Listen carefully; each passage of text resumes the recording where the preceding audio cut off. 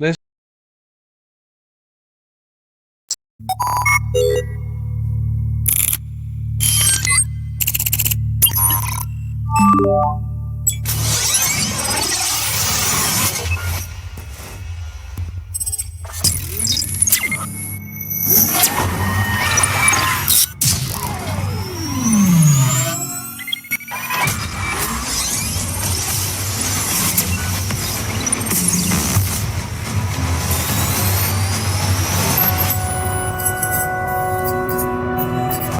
look at Ken Main's background, his experience.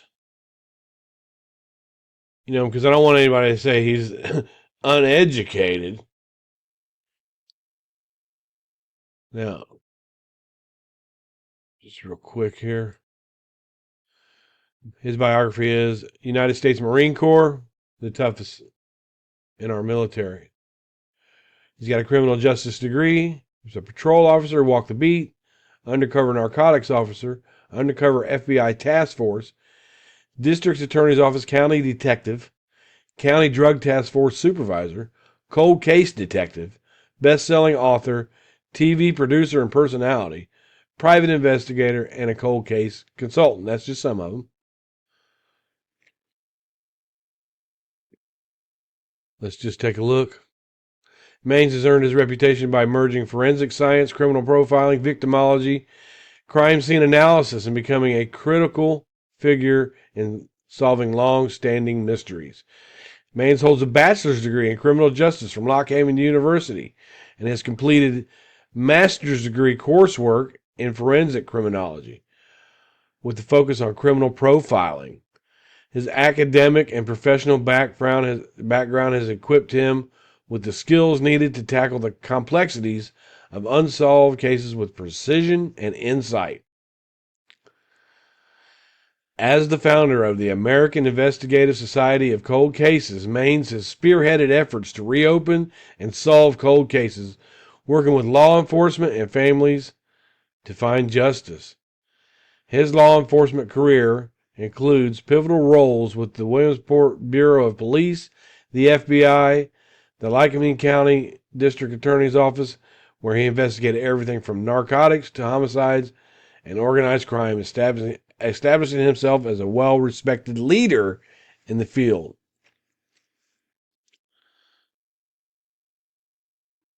Early in his career, Maines' leadership skills were evident when he was elected class president and awarded the Leadership Award at his police academy.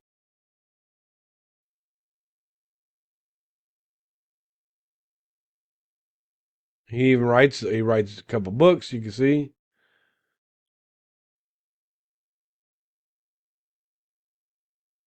He shared his expertise with Fox News, News Nation, CNN, Newsweek. He's been featured on On-Air Expert History Channel's 5-episode The Hunt for the Zodiac Killer.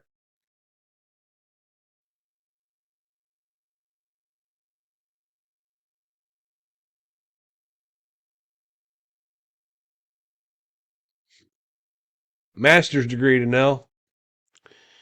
Kenneth Maines is an experienced, hardworking detective. He has vast knowledge in criminal investigation, human behavior, and forensic evidence. I've had some excellent working where I had some excellent working experience with him. Dr. Henry Lee. Ken Maines is an experienced investigator with a vision. His drive and devotion to solve cold cases have no parallel. Without Ken, these crimes would continue to collect dust in file drawers. I consider Ken Maines one of the top detectives in this country, and I am proud to know him. Warner U. Spitz, medical doctor, world-renowned forensic pathologist. Oh, Lieutenant Joe Kenda says. Now, we all know who Kenda is. Well, if you don't, look him up. Ken Maines is a professional investigator with a stellar reputation and is motivated by the best possible reason. He wants to give a voice to tell all the tragic souls who have been silenced. Ken has established relationships with the top professionals in many fields related to criminal investigations and utilizes their knowledge in his work. I cannot think of a better choice for cold case investigations. The investigation, analysis, and resolution of cold cases in real life is more complex and challenging than what is portrayed in the world of fiction. Experience, dedication, perseverance, and keen intellect are necessary for successful outcomes. Kenneth Maines possesses all these qualities and utilizes his acquired skill to help bring closure and comfort to puzzled agencies and grieving families. Cyril Wecht, we know who he is. Kenneth is an experienced investigator and trusted friend and colleague. His organizational skills and ability to gather a team of national experts in all fields related to violent sexual crimes is phenomenal. I have a tremendous amount of respect for his investigative insights and his integrity as an honest and hardworking professional. Jim Clemente, former FBI serial senior criminal profiler.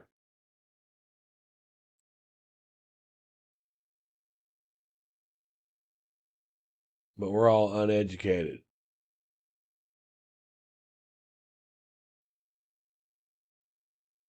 We're all uneducated idiots. He feels the way that a lot of us do. And he only looked at the case for a week or so. So, Danelle, put that in your pipe and smoke it. I'm smoking something because my eyes are awful dark. But let's listen to what Ken Maines has to say. Well, hello. And how is everybody doing? I just wanted to go through this just for a moment because Danelle keeps on saying that people who believe Darlie is guilty are uneducated. They're uneducated. They're just going off what they hear. They're just dumb people. She repeats this over and over and over again. And I want to show some of Ken Maines on Unsolved No More. And he's a very highly decorated Marine, a detective. He's been on many shows. His background is amazing. He's highly educated in criminology, victimology, crime scene analysis, and he's got one of the best true crime shows on YouTube. If you go look at him, he talks a lot, but you gotta listen. And I just want to go through a few things here on Ken Maines, because apparently people who believe Darlie is guilty are just dumb. They're haters. They're haters. They're just dumb. And she did come on his show and she lied to him. He said that she's an inspiration to him. I don't know what he meant by that, but she did not change his stance on her sister being guilty. Here's some of the answer questions that he did on his show about the Darlie case. Any details about this case at all. I wonder how much time she had to set the stage, planning the sock, cutting the screen, etc., before killing the kids.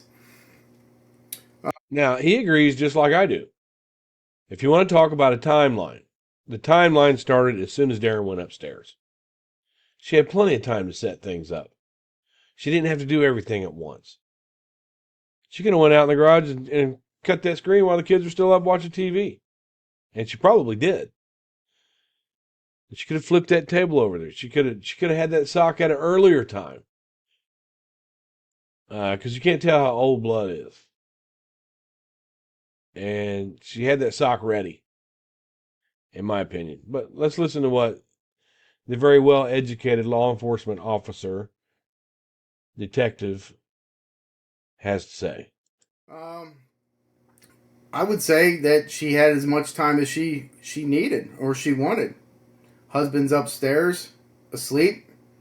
I mean, really, she can take her time to go plant evidence to do whatever she wants. So I don't think time was a factor. I guess the only part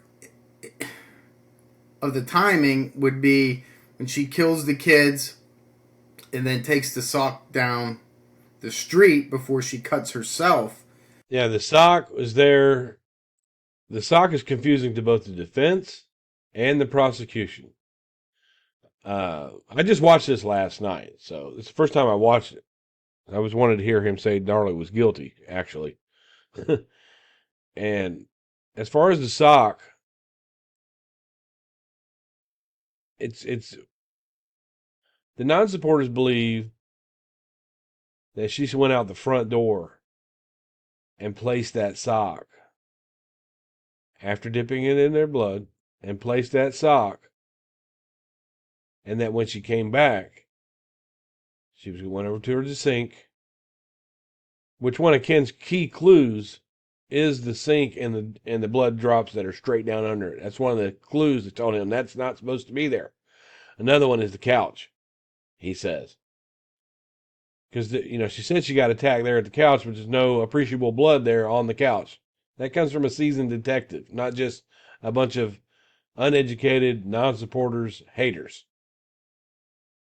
That comes from an educated detective. I think, personally, that she may have slipped Darren's Reeboks on because she didn't allow shoes in the house on the carpet.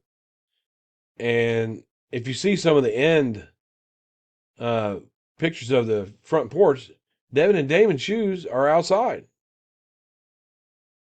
For some reason, Darren's shoes were in the inside foyer right next to uh, there's like a little stand there. But most of us, because I asked around yesterday, and most of us feel like she slipped those shoes on and went out the front, not necessarily down the alley, because if you go a couple houses down, there's right where that sock is found. If you go a couple houses down, there's no gate separating the front from the back. There's every three houses, like Rich says. She could have just, and probably did, we can't say, just went out the front and put that sock. Then she came back, and it's apparent that Damon was crawling away from her, his little handprint.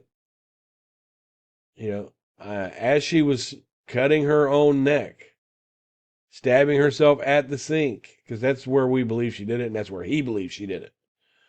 He'll tell you that. Then she saw Damon crawling away and attacked him again. That's what we believe. Um, as long as 911 wasn't called yet, when I believe it didn't happen yet, she had enough time to do whatever she wanted.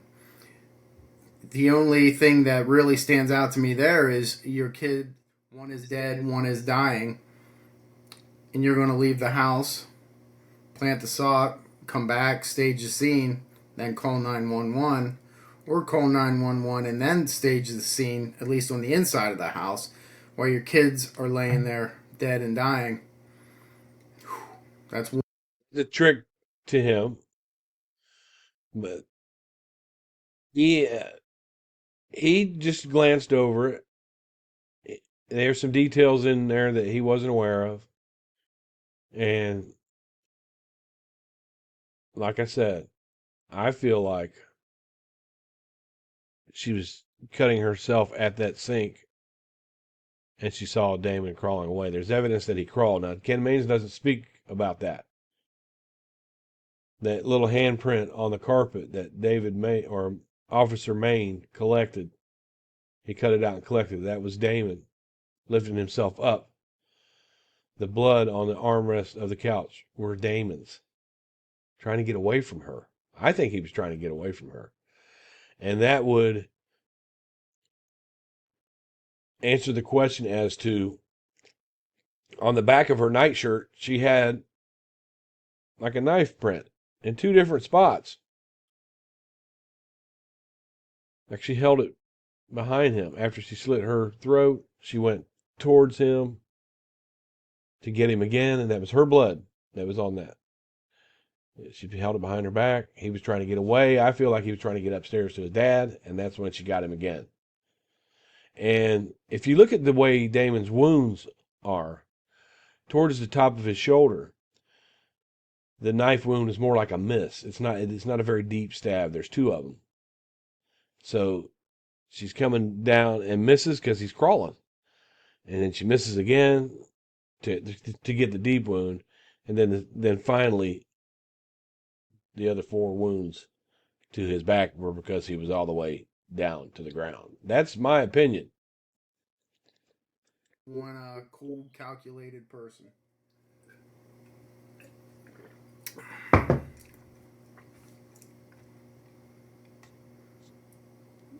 Laura Mead, here's my question. If the intruder didn't come with a weapon, therefore using a knife from inside the house, what did they use to cut the screen with when they entered that window? Well, Laura Mead, nothing, because there was no intruder. Darlie did it from the inside. Now, is he uneducated? Because if you look at the opening to his show and you read some of the people that recommend him as the best detective ever around, he's been on the History Channel. He's been on several different TV shows. He's even done some undercover work. And he just flat out says, bam, Darlie did it. And I'm going to replay that because, just real quick. Here's the question. Laura Mead, here's my question. If the intruder didn't come with a weapon, therefore using a knife from inside the house, what did they use to cut the screen with when they entered that window? Well, Laura Mead, nothing, because there was no intruder. Darlie did it from the inside. GNL out. I want to note also that Officer Main is the one who collected the screen. He was asked when he went out the garage around 3:30 in the morning, that morning, if the screen was going outward or inward when he found it. The screen was going inward. To make the T-shaped cut, and when you pull out at the bottom, that's where she got the fiberglass rubber sealing on the knife that was caught on the knife and glass fragments. So the pulling out of the knife would cause the cut to go inward. So the knife was left.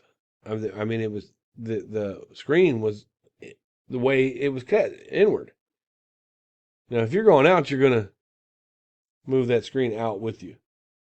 And there should be particles of clothing or hair or something, in that screen that it would catch it. Because she said he had shoulder length hair. And that it being inward instead of outward is more than circumstantial evidence to me.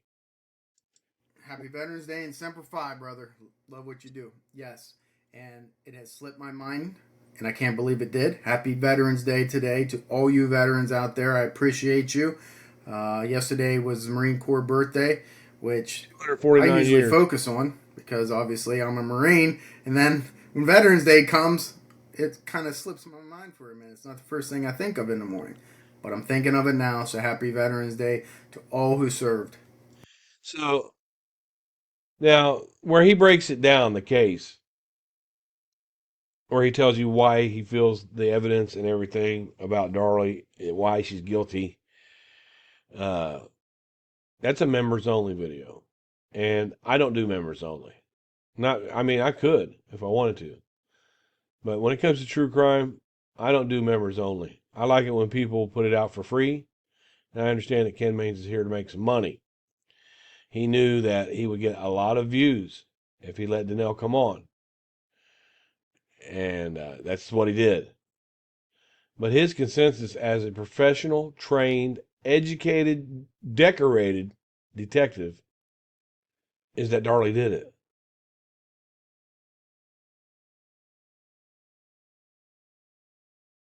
That she did it.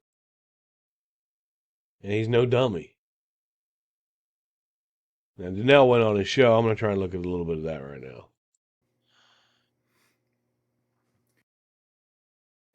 But come on. I could take a bread knife right now and cut that goddamn window without hesitation, with that screen, without problem. That bread knife was used to cut that window. That absolutely 1000% rules out an intruder.